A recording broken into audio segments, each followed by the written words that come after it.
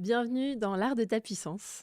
Aujourd'hui, c'est moi, Pauline, qui présente l'épisode du podcast de Cécilia. Cet épisode, pourquoi je lui ai volé la vedette, c'est tout simplement parce que c'est elle qui va passer derrière le micro, c'est elle qui va répondre à nos questions et on va aller révéler quelques pépites que potentiellement vous n'auriez pas pu savoir si on n'était pas là aujourd'hui pour lui poser toutes ces questions. S'il y en a d'autres, n'hésitez pas à les poser sur Instagram ou sous le podcast pour continuer de la découvrir et d'aller la découvrir. J'ai envie de dire que elle est très clairement très authentique, très transparente. Elle nous montre une bonne partie de son iceberg, comme vous voyez derrière elle. Et il y a toute une partie qu'on va aller creuser en profondeur pour aller ressentir profondément qui est Cécilia. Merci. Merci à toi. Je suis un peu intimidée quand même. Bon, c'était quand même mon idée. Hein. Maintenant, j'ai peut-être envie de faire off. On coupe le projet. Alors, avec mon background de recruteuse et effectivement sur le questionnement, je me réjouis. Merci beaucoup pour cet honneur de poser ces questions. Je vais rentrer dans le vif du sujet si tu es d'accord. Et je vais te poser une première question qui est du coup très intimiste, mais au final, qui est toi. C'est la question de quel est l'aspect de ta personnalité que les gens ne soupçonnent pas de toi? Je pense que, comme tu le dis, je suis assez transparente. Donc, je pense qu'il y a des gens qui savent pas mal de choses et pour qui je peux être un petit peu un livre ouvert parce que je pense que c'est un peu une DA, une direction artistique chez moi. La vulnérabilité, l'authenticité me coûte pas. Mais par contre, je pense que si on me découvre et qu'on me connaît pas, on peut se dire c'est une petite minette, elle a l'air hyper jeune. Et je pense qu'on peut passer à côté de la profondeur de qui je suis. Je pense qu'il y a quand on me découvre, on peut pas forcément s'attendre à tout ce que j'ai vécu et à la densité de tout ce que j'ai pu traverser, des traumas que j'ai pu expérimenter dans ma vie qui donnent aussi la couleur, la profondeur de qui je suis en tant qu'accompagnante et des accompagnements que j'ai.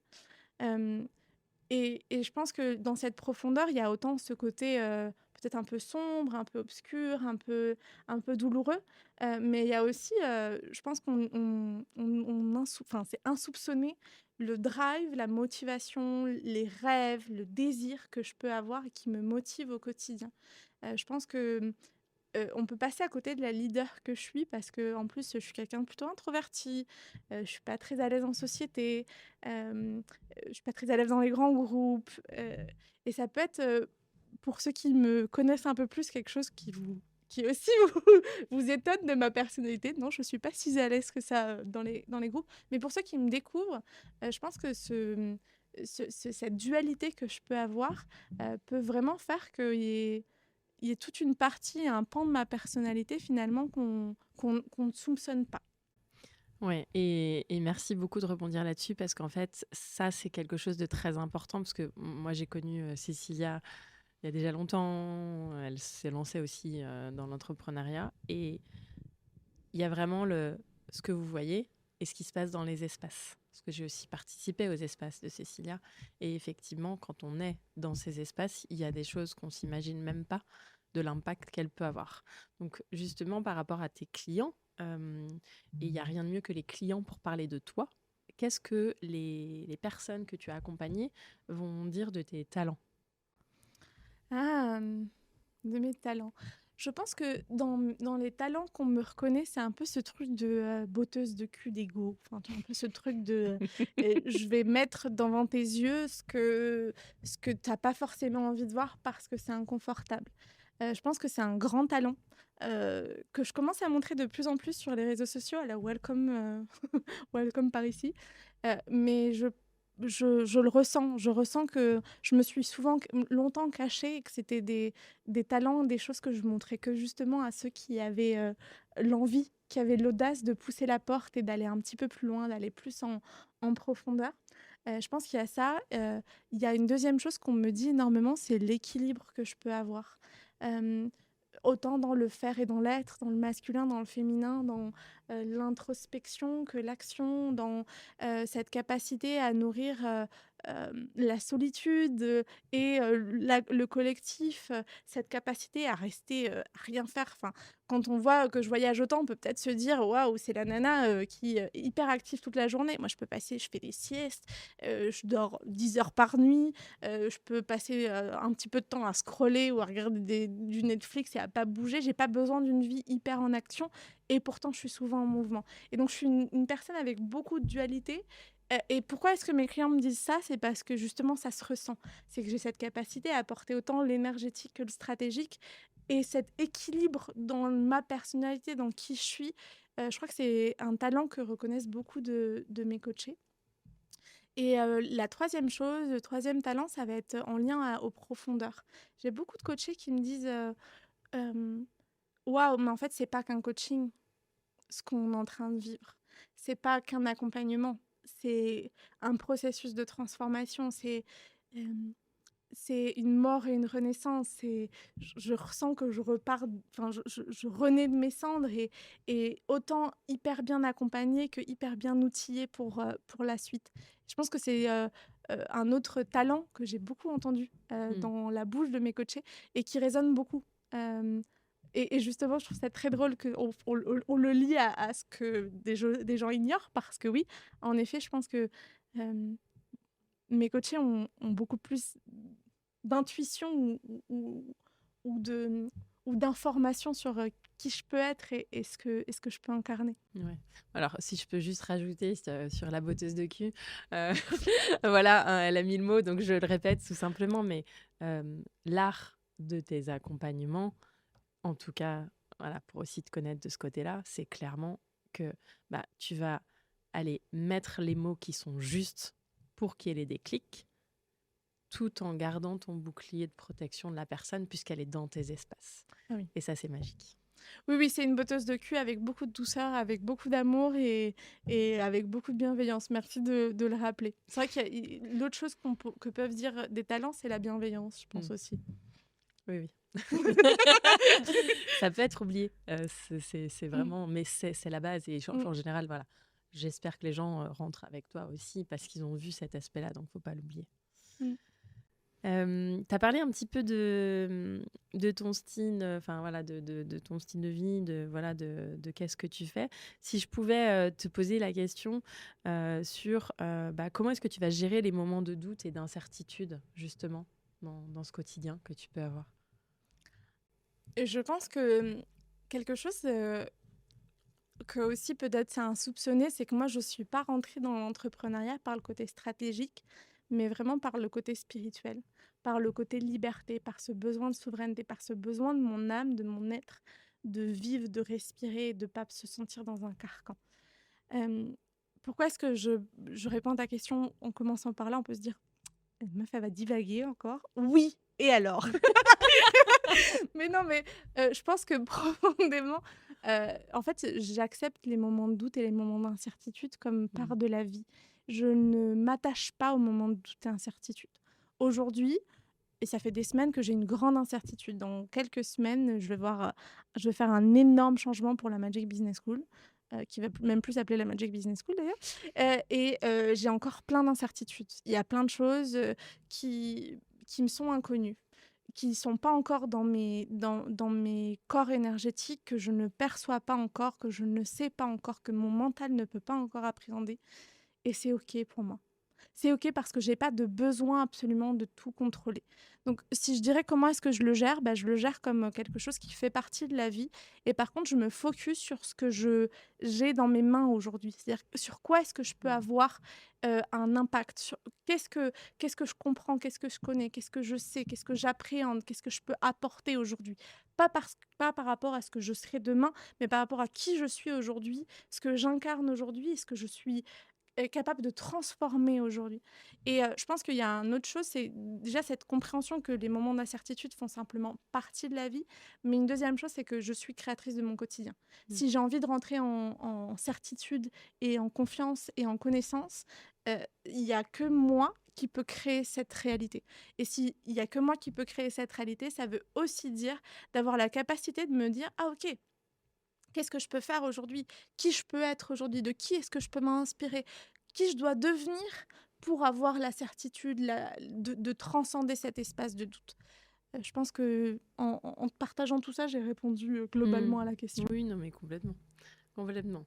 Et pour continuer sur ce processus où on apprend à te connaître, euh, par exemple, si tu fais le bilan de 2024, quelle a été une de tes plus grandes prises de conscience? 2024, je pense que la plus grande prise de conscience a été de ma valeur.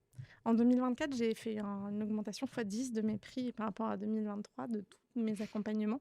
Je bradais mes accompagnements parce que j'avais tellement besoin qu'on m'aime, besoin de sauver tout le monde, que je voulais être absolument accessible pour l'ensemble de la Terre et de la planète, ce qui n'était pas forcément le cas non plus, hein. Et ça a créé beaucoup de frustration pour moi en 2022-2023. Et en même temps, je me sentais pas encore capable. Et en 2024, ça a été it's enough. It's enough, j'ai une valeur. Ce que je propose, ça a un réel impact. C'est des transformations qui sont juste incroyables, ce que j'arrive à accompagner. Et aujourd'hui, c'est plus OK de passer à côté de la valeur que ça a pour moi et pour les autres. Et c'était aussi un peu ce truc de ras-le-bol aussi, de voir mes rêves mendier, en fait. Enfin, de toujours être en train de compter chaque centime d'une certaine manière, parce que pour moi, ne pas avoir reconnu ma valeur, c'était d'avoir des prix qui étaient en dessous de ce que ça. Et donc, c'était bah ouais, de compter chaque centime, et c'était un état de carence, de manque qui était juste plus OK. Donc, je pense que tout ça, et j'en ai d'ailleurs parlé aussi dans un témoignage que j'ai fait pour Anaïs Lebrec, parce que 2024, au début de l'année 2024, j'ai clôturé un accompagnement avec ma mentor qui s'appelle Anaïs Lebrec, à qui je développe doTERRA aujourd'hui. Et, et dans le témoignage de son accompagnement, ce que je partage, c'est que je suis sortie de la survie entrepreneuriale. En 2024, ça Mm. a sonné le glas de Cécilia. C'est une victime qui finalement sait qu'elle est créatrice, sait qu'elle est leader, mais elle ne s'en donne pas encore les moyens.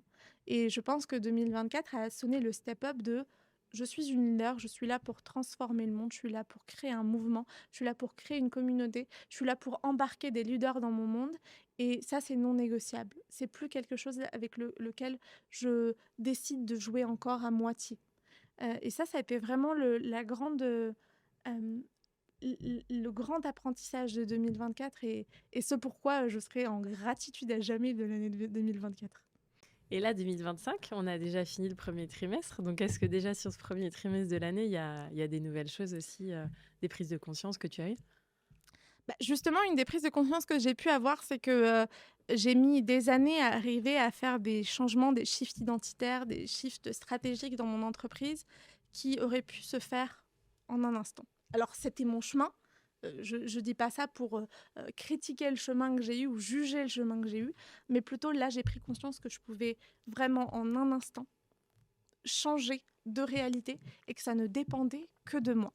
Et pourquoi ça a été hyper important, c'est parce que déjà, ce premier trimestre de 2025, il me fait exploser mes perceptions de à peu près tout. J'aurais même pas de mots pour dire à quel point c'est en train de waouh, de faire exploser tous mes partis pris, tout ce que j'avais pu imaginer jusqu'à maintenant. Et c'est important pour moi parce que ce premier trimestre 2025, je sens que j'ai plus avancé que depuis des années, en fait.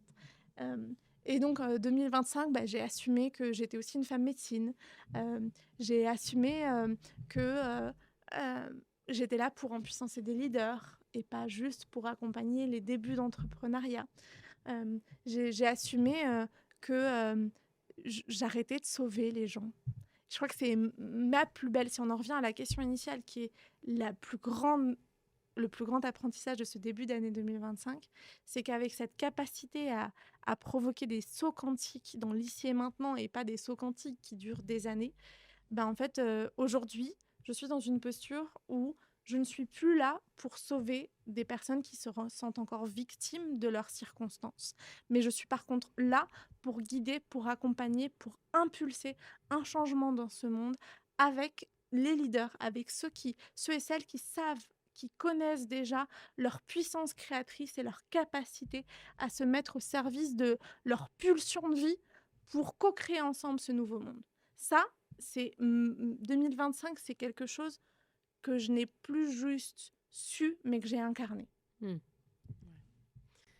Et tu as accompagné quand même de nombreux entrepreneurs à se lancer.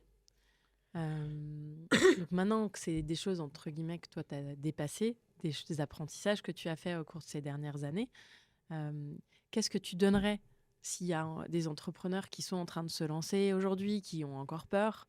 Qu'est-ce que tu leur donnerais comme conseil? Le premier conseil, c'est allez-y.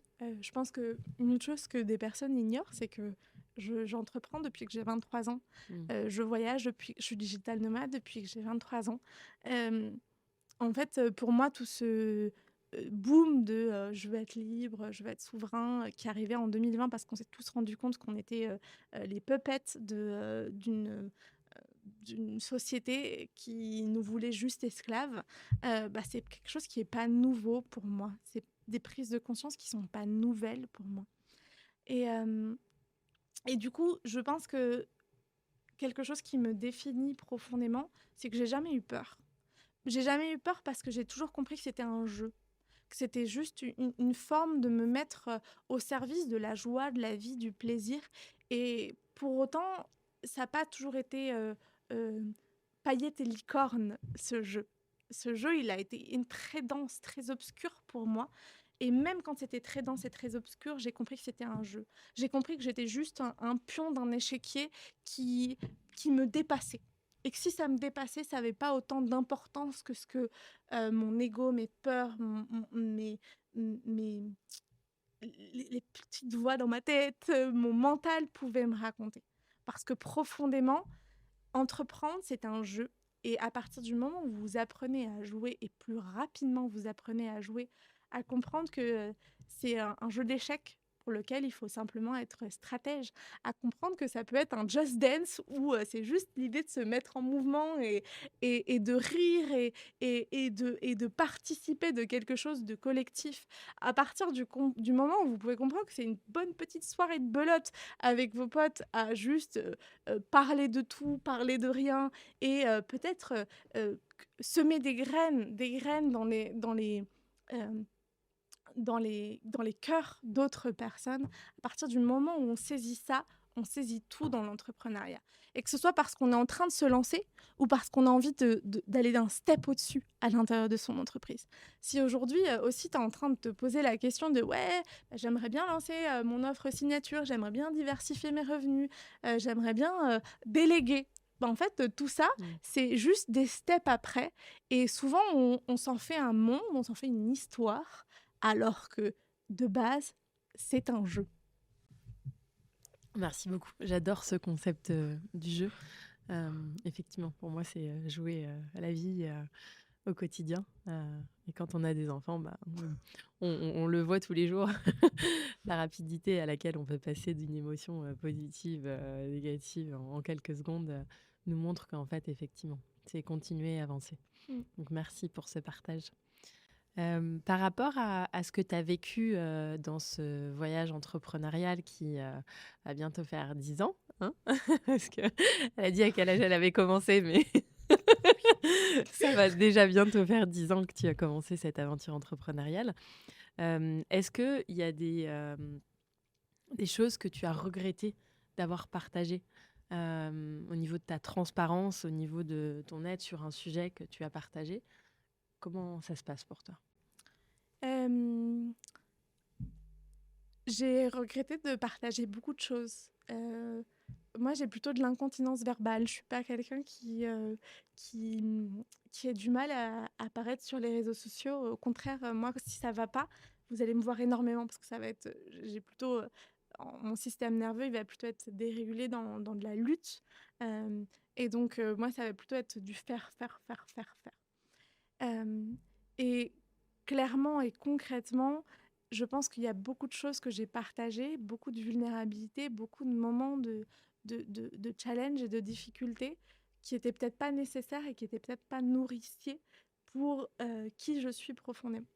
Et je pense que c'est un autre apprentissage de cette année 2025, c'est que la leader, elle n'a pas besoin de de s'excuser d'être là, de s'excuser d'être qui elle est, de le justifier par «Eh mais regarde, oui j'ai ces envies, oui j'ai ces rêves, oui j'ai, ces ambitions, mais t'inquiète pas, je suis comme toi, moi aussi j'ai galéré, moi aussi j'ai plein d'émotions, pour moi aussi c'est difficile».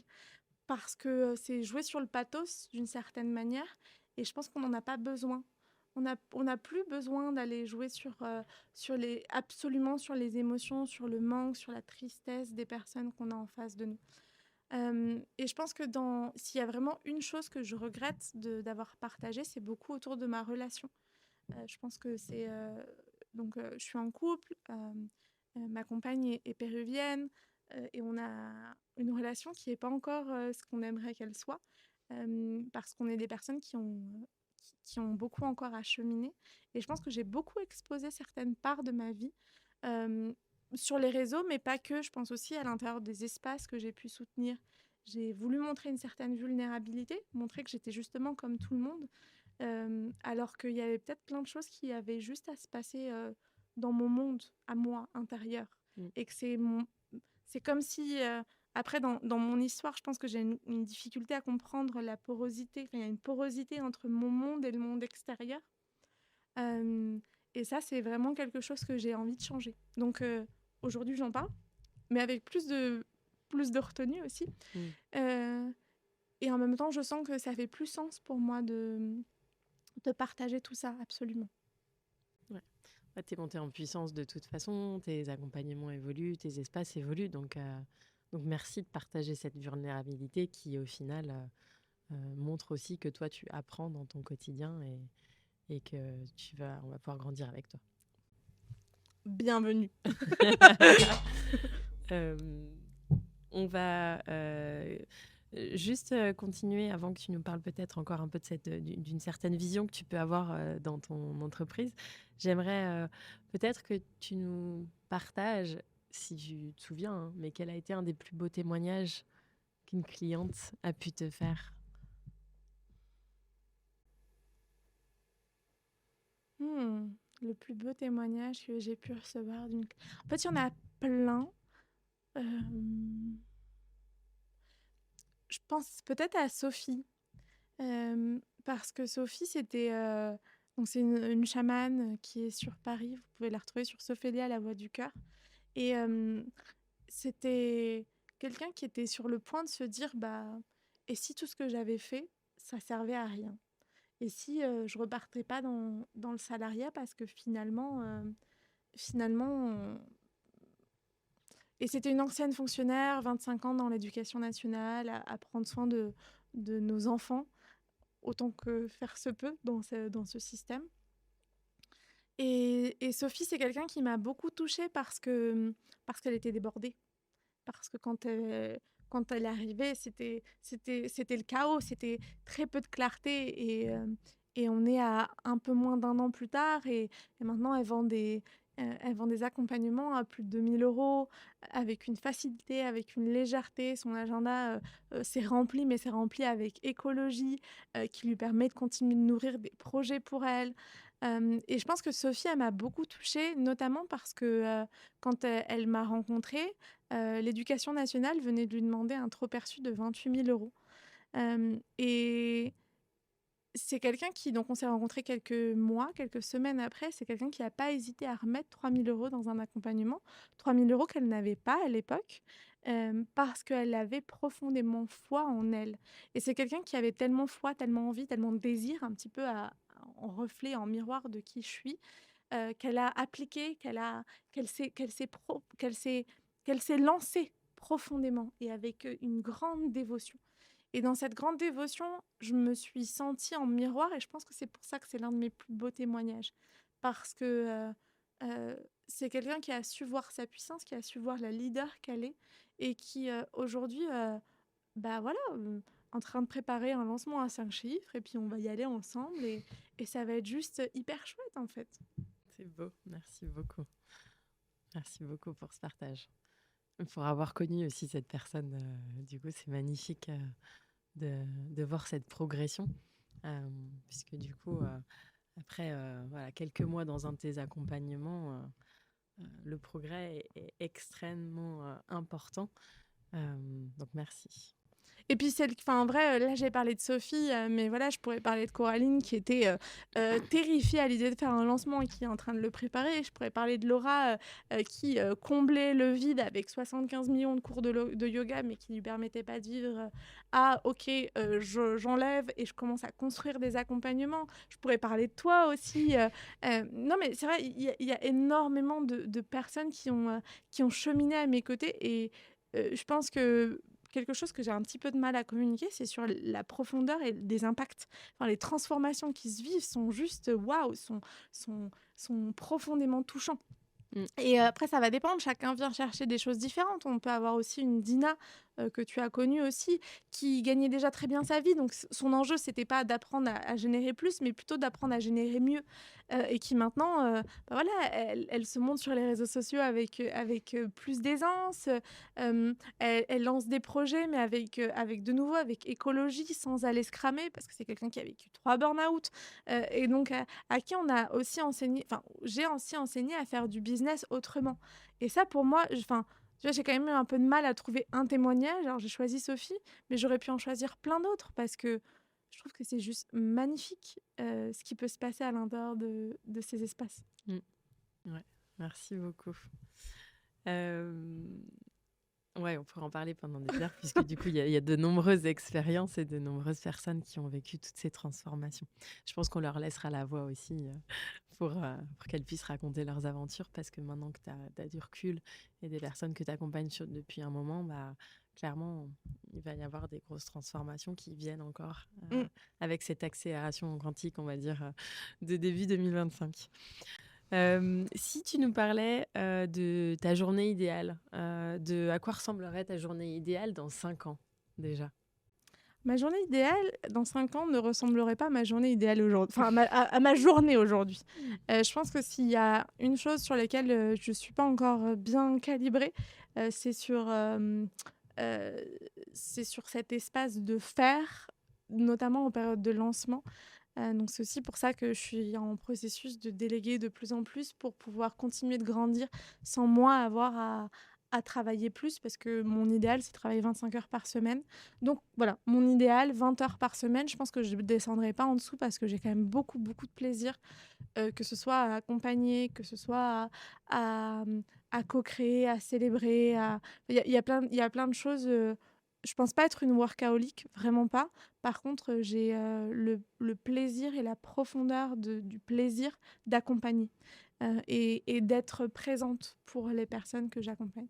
Donc, une journée idéale, pour moi, ce serait une journée qui commence pas avant 9 heures du matin, enfin voilà, de se réveiller doucement, de prendre un bon petit déjeuner avec plein de produits tropicaux, parce que bien sûr, ma journée idéale est dans ma vie idéale, qui sera certainement plutôt au Pérou. Donc voilà, un bon jus de mangue, un bon repas, un bon petit déjeuner avec mon amoureuse, certainement avec notre fille aussi, qui sera arrivée entre-temps. Euh, et d'avoir quelques calls le matin, de prendre le temps l'après-midi pour travailler peut-être sur des projets plus off-ligne, offshore, qui me demandent peut-être moins d'être en contact avec des personnes. Ouais, je pense il y a aussi cette idée oui, de travailler 20 heures, mais peut-être que 4, 5, 6, 7 heures en call. Et le reste, que ce soit plus peut-être de l'écriture, que ce soit plus euh, de, de la vision, des projets, peut-être plus du management, des choses comme ça qui me nourrissent différemment. Euh, ouais, dans 5 ans, ce sera 2030. Waouh! En 2030, ouais, je vois quelque chose comme ça. Peut-être avec un petit peu de... Peut-être même moins que 20 heures, parce que je pense que dans ce que je ressens, je pense que ma fille arrivera à la fin des années 2020, donc 2028, 2029. Donc ce sera les premières années de sa vie, et certainement que ça me demandera à moi. Et c'est tout à fait OK de m'organiser pour être d'autant plus présente. Et je pense que c'est aussi quelque chose qui fait que pour l'instant, j'en suis pas à mon organisation idéale. C'est parce que je sais aussi qu'il y a de grands enjeux pour moi dans les prochains mois pour construire ces prochaines années et qu'elles soient idylliques. Après, pour avoir vu ton agenda brièvement hier, justement, et ce que tu incarnes aussi dans Kaluna, ce que tu transmets, ce que tu as fait typiquement avec Sophie, tu as parlé d'une autre personne que tu as accompagnée, tu leur as apporté une vision différente de comment aborder le business. Et peut-être que tu le vois pas, mais en fait, tu l'incarnes. Mmh. Tu nous as parlé de voilà, prendre du temps pour toi, que tu fais des siestes. Si tu veux peut-être partager un peu Mmh. ton agenda pour donner un petit peu une idée, parce qu'au final, tu incarnes réellement ce que tu transmets Mmh. et tu viens casser un petit peu les... Alors, ça ne veut pas dire qu'on ne travaille pas, bien entendu. Il y a beaucoup d'heures de travail, mais tu viens un peu casser le work hard, play hard, entre guillemets, quoi. Ah, moi, je suis pas du tout dans ce modèle-là. Après, mes journées vont être différentes en fonction d'où je vis. Parce que quand je suis en Amérique latine, il y a le décalage horaire qui fait que le momentum de ma journée vont pas être au même moment. Donc, généralement, quand je suis en Amérique latine, je vais me lever plutôt tôt. Je vais quand même prendre le temps de prendre une demi-heure, trois quarts d'heure pour respirer, pour être dans mon corps avant de commencer mes calls. Donc ça va dépendre à quelle heure je commence mes calls. J'essaye de jamais les commencer avant 8 heures quand je suis en Amérique latine. Euh, Sauf période de lancement, qui est un peu là où j'ai besoin de réajuster. Euh, et puis je vais avoir mes après-midi généralement de libre. Que ce soit pour passer du temps avec mon amoureuse, que ce soit pour aller en nature, que ce soit pour cuisiner, que ce soit pour X, Y, Z. Généralement, quand je suis en Amérique latine, voilà, je travaille de 8 heures à 14 heures avec une pause déj d'une heure, 14 heures, 15 heures. Donc ça, c'est le rythme en Amérique latine. Quand je suis en Europe, je commence souvent un petit peu plus tard, 9 heures, 10 heures. Mais pareil, je finis jamais bien tard, 14 heures, 17 heures, pour avoir quand même encore quelques heures avant le coucher du soleil pour aller profiter en nature. Et j'ai toujours une pause le midi parce que je suis aussi quelqu'un qui a eu beaucoup de troubles alimentaires. Euh, donc j'ai un rythme avec les repas qui est assez cadré. Donc moi je mange le midi, je prends le temps et je prends le temps de cuisiner généralement. Si j'ai vraiment pas le temps, je vais dehors manger, mais je mange pas mal, quoi. Voilà un peu le. Et donc en Amérique latine, je fais des siestes souvent l'après-midi. Moins en France, parce que je commence plus tard aussi. Mais en Amérique latine, comme je commence un peu plus tôt, souvent, ouais, je fais des siestes l'après-midi. Et ton agenda n'est pas rempli tous les jours de la semaine. Non, alors là, ça va dépendre. Là, je suis vraiment en train de m'organiser pour avoir mon vendredi de libre. Mais c'est aussi tout ce que je suis en train de faire autour de déléguer, de créer des offres qui sont de plus en plus impactantes en demandant de moins en moins de temps de ma part. En fait, je suis vraiment en train de comprendre comment est-ce que je peux impacter d'autant plus les personnes avec ce que je crée, tout en demandant moins de mon temps et énergie en présentiel. Mm. Donc ça va dépendre. Il y a eu des périodes où j'avais tout le temps mes vendredis, samedis, dimanches de libre. Et je vais pas mentir, il y a d'autres périodes, par exemple en lancement, où je vais même travailler le samedi. Pas forcément 8h, 18h, je vais pas forcément faire 10 heures non-stop du lundi au samedi, mais en période de lancement, en vrai, après, de nouveau, ça va dépendre d'où je le fais, si je suis en France, en Europe ou en Amérique latine. Mais je vais travailler entre 7 et 8 heures par jour et je vais pouvoir retravailler une demi-journée sur le samedi, par exemple. Donc ça, tu vois, c'est aussi, il faut le dire, en fait, parce que j'ai pas envie de... Oui, j'incarne, mais je l'incarne pas où je voudrais en être aujourd'hui. Et il y a encore un work in progress. Donc j'ai envie aussi de le partager pour qu'il n'y ait pas de... il n'y ait pas d'espace d'admiration pure et dure et qu'il n'y ait pas un espace de non-authenticité. Merci beaucoup. Pour tendre vers la fin du coup de cette exploration intérieure, est-ce que tu aurais peut-être un projet fou que tu aimerais réaliser à nous partager? Il est né il n'y a pas très très longtemps en plus. Donc je suis partie à Oxapampa au Pérou, qui est dans la jungle péruvienne, notamment pour voir mon assistante qui vit là-bas à l'année. Et puis avec Adriana, avec ma compagne, on est vraiment en processus aussi de se dire, bon, ben, on aimerait bien acheter un terrain, construire une maison, etc. Et Hélène fait partie d'un écolieu. Et je me suis dit: «Ah bah, pourquoi pas aller le voir, aller le rejoindre et cetera». Mais en fait, on s'est rendu compte que certaines caractéristiques du lieu dans lequel elle était ne correspondaient pas à ce que nous, on avait envie de vivre. Et donc en fait, de là est né le rêve, le projet, alors, c'est un projet en plusieurs, plusieurs, structures, dirons-nous. Il y aura toute la partie, moi j'ai envie d'avoir un une belle maison de plusieurs centaines de mètres carrés avec, une piscine intérieure, un jacuzzi, des hauts plafonds, tout en matériel noble.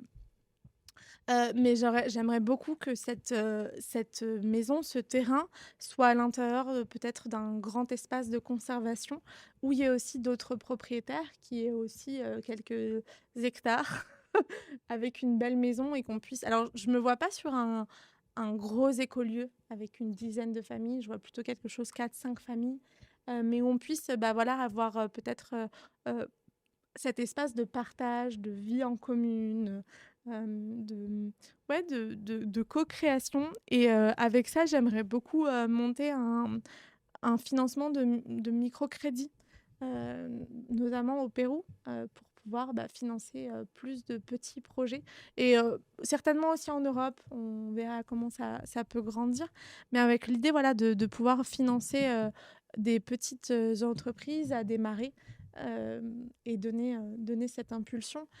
Certainement, parce qu'aujourd'hui, j'arrête d'accompagner, le début de l'entrepreneuriat de la manière dont je le fais, mais j'aimerais toujours pouvoir avoir une implication. Donc je sais pas si pas même dans les prochaines semaines, dans les prochains mois, rester sur, mes réseaux sociaux parce que ça fait partie des choses que j'ai envie de commencer à démarrer. De financer des microcrédits avec, voilà, peut-être, un accompagnement un petit peu différent. Voilà un peu l'idée, ça ce serait plus, du pro bono quoi, de l'espace de générosité. Alors il y aura un contrat, en microcrédit.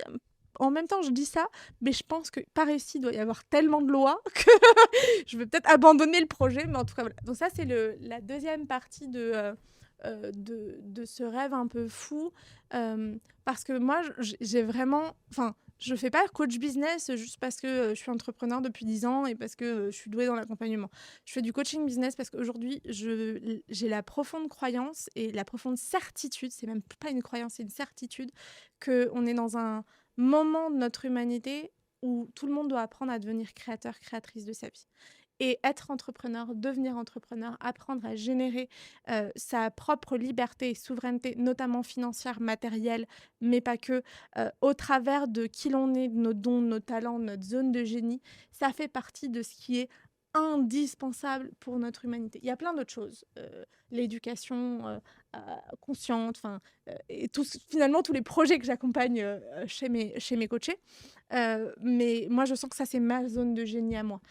Et donc, cette vie que je m'imagine avec, voilà, cette manière aussi de continuer d'accompagner l'entrepreneuriat, c'est parce que j'ai profondément envie de ça. J'ai profondément envie d'impacter, l'entrepreneuriat. Et puis, voilà, moi, pour le fou, fou, fou, si on va au-delà des frontières, bah, ce que j'ai envie de créer au Pérou, j'aimerais bien le créer un petit peu partout, peut-être avec d'autres manières, mais voilà, de pouvoir avoir, des lieux, dédiés à l'entrepreneuriat, un entrepreneuriat conscient, un entrepreneuriat qui se respecte, partout où c'est possible d'aller. Voilà, voilà Mmh. ma vision. Merci beaucoup. Et si je te projette justement dans 50 ans, Mmh. qu'est-ce que tu aimerais que les gens y retiennent de toi? J'aimerais d'abord que ma fille oui, voilà, peut-être que j'aurai un garçon et si jamais, c'est un garçon que j'ai il voit ce podcast, je serais très heureuse aussi d'avoir un garçon, mais je sens que c'est une fille. Je ne sais pas comment vous dire, mais je vois une fille, je ressens l'âme d'un bébé, féminin, qui m'attend et qui sait que et on sait qu'on va être liés par ce lien de ouf, je suis hyper émue, par ce lien de maman-enfant et je pense que la première chose, c'est que, j'aimerais que ma fille sache que j'ai fait du mieux que j'ai pu et qu'à l'intérieur de ce mieux que j'ai pu, ça lui ait permis d'être, libre, indépendante, sécure à l'intérieur de son corps, à l'intérieur de sa vie, euh, peut-être sans avoir eu à traverser tant d'épreuves dans la vie. Je pense que ce serait le plus beau cadeau que je pourrais me faire, moi, en tant qu'être humain. Euh, et après, en règle générale, j'aimerais laisser un héritage. Après, à quel point la vie me montrera le chemin. J'aimerais qu'on se rappelle d'une personne qui était généreuse, d'une personne qui était humaine, d'une personne qui était joyeuse, qui était solaire et qui ramenait le soleil là où elle était. Et d'une personne qui a changé des vies, qui a changé des vies de par ses accompagnements, mais pas que. Je sais qu'il y a des personnes qui me rencontrent et qui me disent waouh, en fait, tu m'as profondément inspirée, tu m'as profondément touchée. Et ça, je pense que s'il y a quelque chose que j'aurais profondément envie qu'on se souvienne de moi dans quelques années, c'est ça. Mm. Merci. Fallait verser quelques larmes. Ouais, je suis impactée aussi. Merci. Merci beaucoup pour toute cette authenticité. Merci pour tous tes partages. Merci de t'être livrée à ce jeu, que de répondre à ces questions. Et merci d'être qui tu es et de l'incarner pleinement. Merci à toi d'avoir sauté dans l'idée de me permettre de me livrer. J'avais envie. C'était joyeux pour moi de faire ça. Merci beaucoup. On va clôturer donc cet épisode de l'art de la puissance. Et à la suite, ce sera Cécilia qui prendra le relais. Merci beaucoup. Oui, de toutes les manières, avec l'art de ta puissance, je reviens tous les lundis sur Spotify, podcast, Apple Podcast, YouTube aussi. Donc, n'hésitez pas à vous abonner sur la plateforme préférée d'écoute de podcast pour vous, à partager cet épisode de podcast peut-être à d'autres personnes à qui vous avez déjà parlé de moi, à dire regarde, c'est ma coach ou c'est ma future coach et regarde la personne inspirante qu'elle est, si c'est ce que tu as pensé, ou regarde la personne mégalo qu'elle est. Voilà, n'hésitez pas à partager cet épisode de podcast. Je suis vraiment très heureuse qu'on soit de plus en plus nombreux par ici. Et c'était une joie pour moi de me livrer avec toujours plus d'authenticité, mais aussi de puissance. Voilà. Je vous souhaite une très très belle journée, puis à tout vite. Merci. Ciao, ciao.